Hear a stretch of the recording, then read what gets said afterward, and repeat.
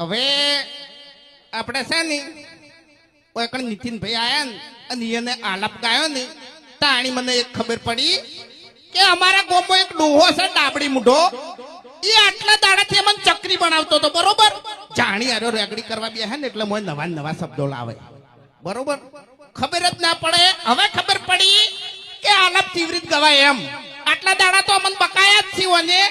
પણ હવે ખરેખર ગળાની સોગન આર્યો બેહે અને જો રેગડી ચાલુ કરે તો ઇક્કી થાપે ઓના દોત પાડી નાખી જિંદગી ગોઠિયા ખવારું એટલે વાઘુજી તમને ખબર ના હોય ને તો કહી દઉં કે જંગ જોમે કે રંગ જોમે પણ જે જગ્યાએ આ બંકો ધૂણવા બેહે ને